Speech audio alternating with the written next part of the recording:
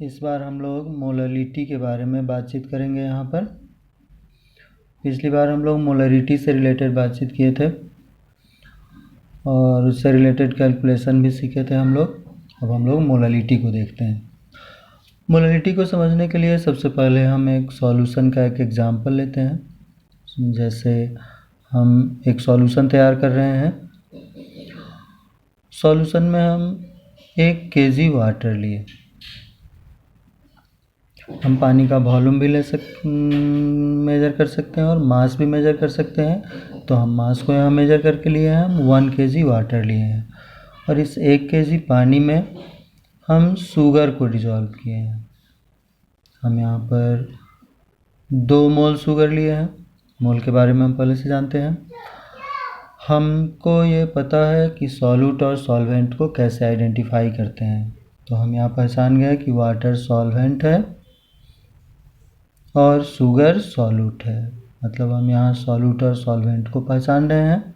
अब इस सॉल्यूशन में अगर हम देखें तो इस सॉल्यूशन में 1 kg सॉल्वेंट में 2 मोल सॉल्यूट प्रेजेंट है।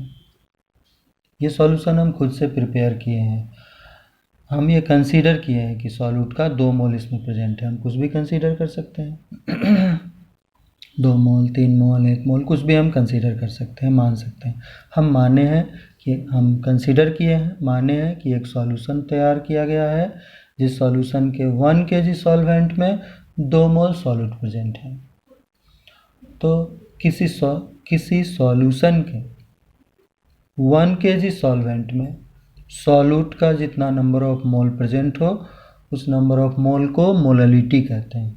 जैसे यहाँ हम देखें तो 1 kg सॉल्वेंट में 2 मोल सॉल्यूट प्रेजेंट है, तो हम कहेंगे कि सॉल्यूशन की मोलरिटी 2 है।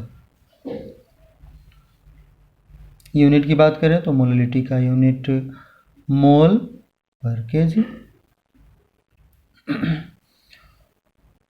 मतलब अगर हमसे किसी सॉल्यूशन की मोलरिटी को पूछा जाता है, अगर हमसे किसी सॉल्यूशन का मोलरिटी पूछा जाए तो हम वहाँ ये समझेंगे कि हमसे सॉल्यूट का नंबर ऑफ मोल पूछा जा रहा है। कितने सॉल्वेंट में? तो इन 1 kg सॉल्वेंट में। यानी जब भी हमसे मोलरिटी पूछा जाए तो हम सॉल्यूट का नंबर ऑफ मोल पता लगाएंगे इन 1 kg सॉल्वेंट। 1 kg सॉल्वेंट में सॉल्यूट का जितना नंबर ऑफ मोल होगा that number of mole of solute is called molarity.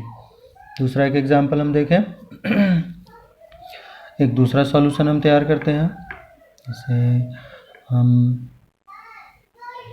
2 kg water लिए। एक सॉल्यूशन है जिसमें 2 kg वाटर है। इसमें 10 मोल यूरिया मिला हुआ है। हम यूरिया के बारे में पहले से जान गए कि यूरिया सॉल्यूट है और वाटर सॉल्वेंट है। यहाँ इस सॉल्यूशन को देखने से पता चला कि 2 kg सॉल्वेंट में सॉल्यूट का 10 मोल प्रेजेंट है। 2 kg सॉल्वेंट, इसमें सॉल्यूट का 10 मोल है। 10 मोल सॉल्यूट।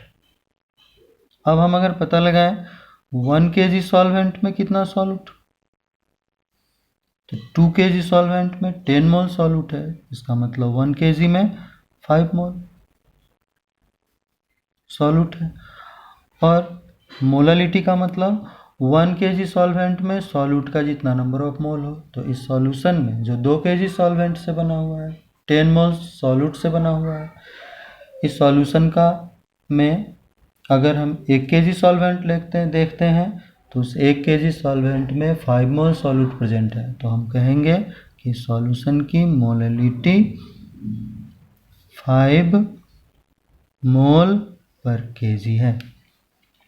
तो जब भी हमसे मोलरिटी पूछा जाएगा तो हम ये पता लगाएंगे कि 1 kg सॉल्वेंट में सॉल्यूट का कितना नंबर ऑफ मोल है। इसे डिफाइन अगर करें,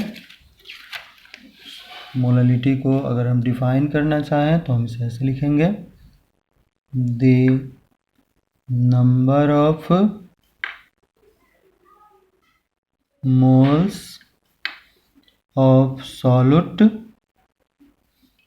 number of moles of solute present in 1 kg solvent, present in 1 kg solvent is called molality. Number of moles of solute present in 1 kg solvent is called molality. It is denoted by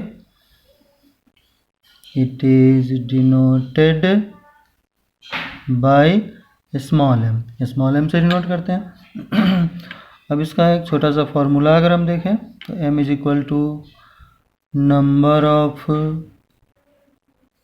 moles of solute by weight of solvent in kg. Unit की बात करें, ऊपर number of मोल है, मोल खुद एक unit, नीचे solvent का मास KG, मोल पर केजी।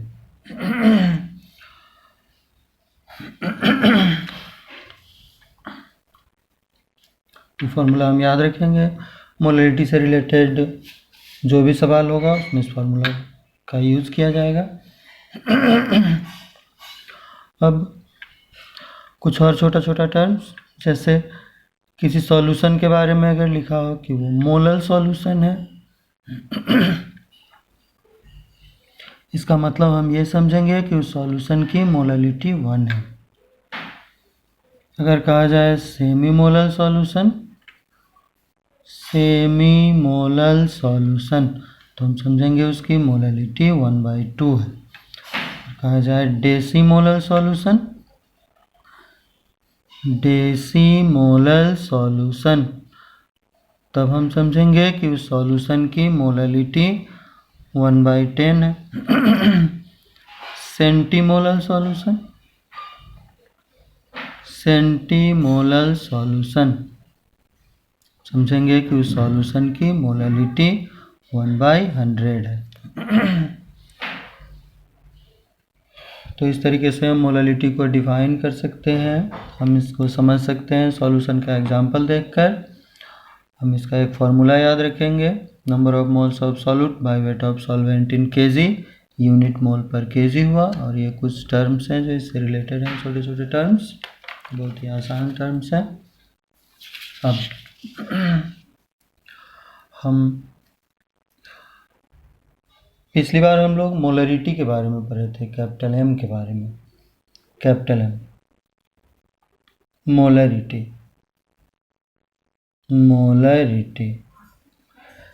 इस बार हम लोग पढ़े स्मॉल m का मतलब मोललिटी।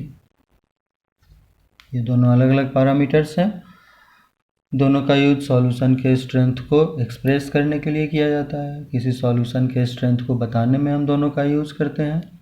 अब ये दोनों एक दूसरे से कोरिलेटेड हैं, एक दूसरे में संबंध है।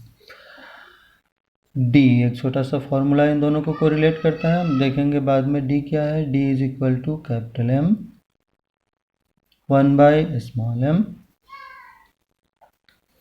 Molecular weight of solute by 1000। हम इस फॉर्मूला को डिराइव कर सकते हैं, पर इसके डेरिवेशन से कोई मतलब नहीं, हमको एक फॉर्मूला बस याद रखना है। डी डेंसिटी ऑफ सॉल्यूशन, जो सॉल्यूशन हम बनाए हैं उसकी density in gram per millilitre, density of solution in gram per millilitre. Capital M हम जान रहे हैं मोलरिटी है, स्मॉल m जान रहे हैं मोललिटी है। ये दोनों तीनों एक दूसरे से रिलेटेड हैं। तो अगर किसी सॉल्यूशन के मोलरिटी को हम जान रहे हैं तो हम उससे स्मॉल m निकाल सकते हैं। अगर हम मोललिटी जान रहे हैं तो हम मोलरिटी को कैलकुलेट कर सकते हैं, मतलब एक के हेल्प से हम दूसरे को कैलकुलेट कर सकते हैं। अब हम कुछ प्रॉब्लम सॉल्व करते हैं इससे रिलेटेड, जैसे एक छोटा सा प्रॉब्लम। इन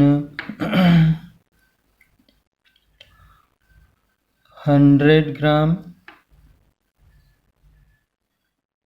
aqueous solution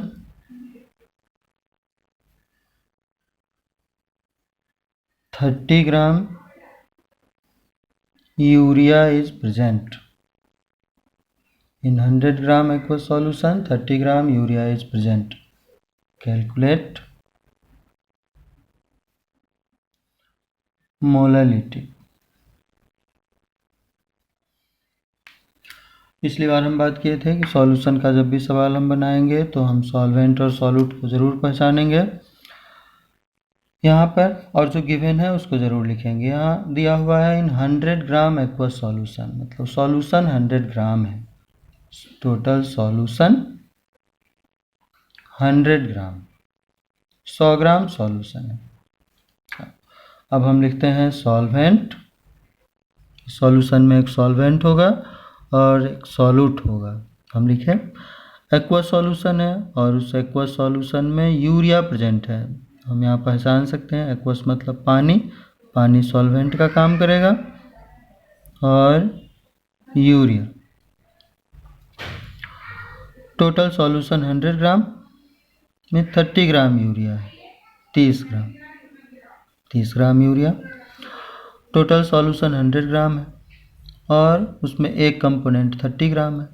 इसको हम 100 से माइनस करें तो वाटर का अमाउंट पता चलता है 70 ग्राम, क्योंकि वाटर और यूरिया दोनों को मिलाकर सॉल्यूशन तैयार हुआ है और वो सॉल्यूशन 100 ग्राम है, यूरिया 30 ग्राम है, इसका मतलब वाटर 70 ग्राम।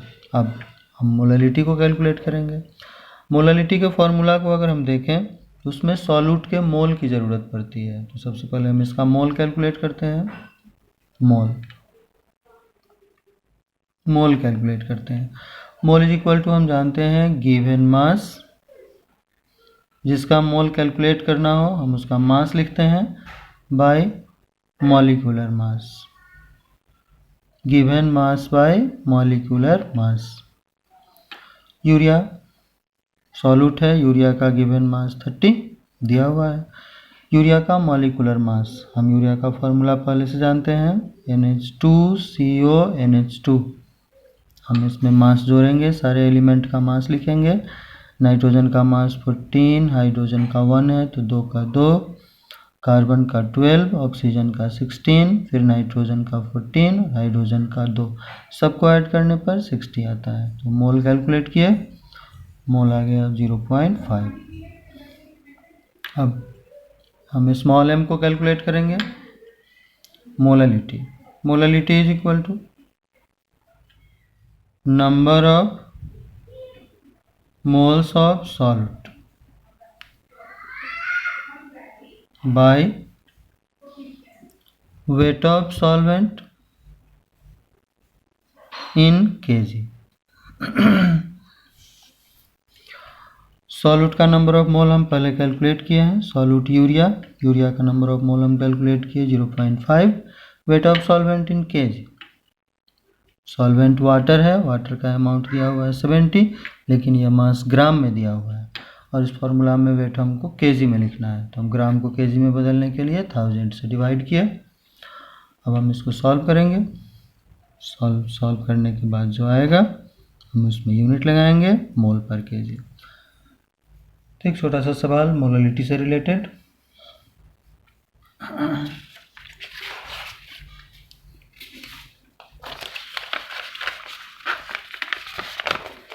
दूसरा सवाल अगर हम देखें, इससे रिलेटेड दूसरा सवाल,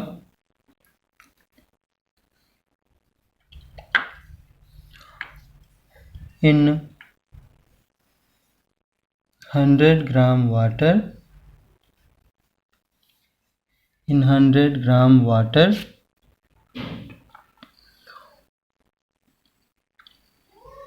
36 gram glucose is added।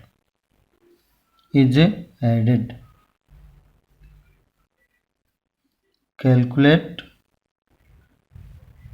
molality।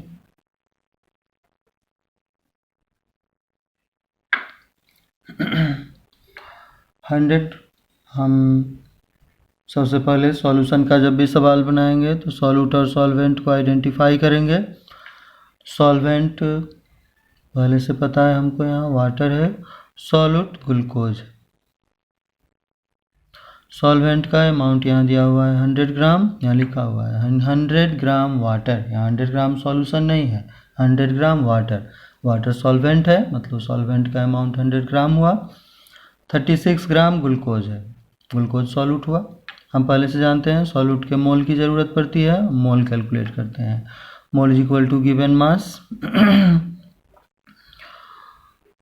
Glucose का given mass 36 by molecular mass. Glucose का फार्मूला C6H12O6।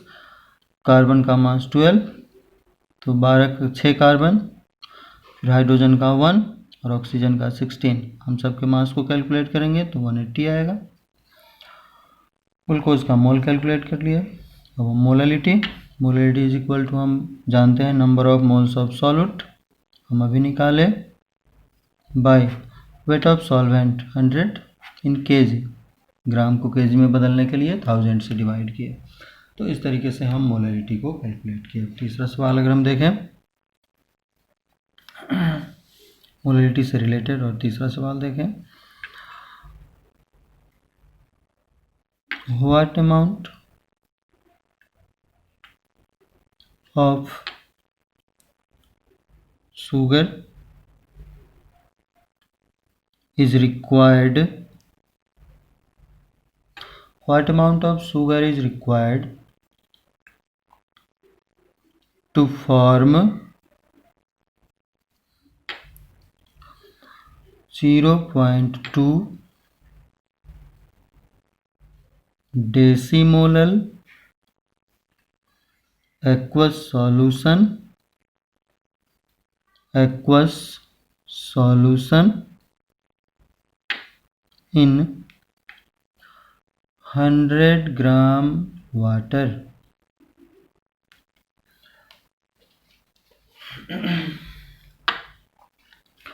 अब हम इसको सॉल्व करना चाहेंगे, तो सबसे पहले हम सॉल्वेंट लिखें, सॉल्यूट लिखें। सॉल्वेंट हमको पता है वाटर है, सॉल्यूट पता है शुगर है। वाटर का अमाउंट दिया हुआ है, हम नीचे देखें, व्हाट अमाउंट ऑफ शुगर, यानी शुगर का कितना अमाउंट, शुगर कितनी मात्रा में चाहिए, मतलब शुगर का अमाउंट हमको पता नहीं है, तो हम मान लेते हैं शुगर का अमाउंट x ग्राम। हम इसके मोल को भी निकाल सकते हैं, mole is equal to given mass, given mass x हम माने हैं, दिया हुआ नहीं था मास, हम माने हैं, बाई शुगर का फॉर्मूला हम जानते हैं C12H22O11। हम जोड़कर इसका मॉलिक्यूलर मास निकाले 342, तो मोल निकाल लिया। वाटर का अमाउंट दिया हुआ है 100 ग्राम। अब कहा जा रहा है कि एक सॉल्यूशन बनाना है, what amount of sugar is required, उस सॉल्यूशन को बनाने के लिए कितने शुगर की ज़रूरत पड़ेगी। तो शुगर के अमाउंट को हम x माने कि x अमाउंट ऑफ शुगर की ज़रूरत पड़ेगी। रिक्वायर्ड टू फॉर्म 0.2 डेसीमोलल, डेसीमोलल, इस डेसीमोलल को पढ़ने से पता चला कि सॉल्यूशन की मोलैलिटी गिवन है, स्मॉल एम दिया हुआ है 0.2 डेसीमोलल। हम पीछे देखें, डेसीमोलल का मतलब 1/10, तो 1/10 से मल्टीप्लाई किए। अगर यहाँ सेंटीमोलल होता तो हम 1/100 लिखते,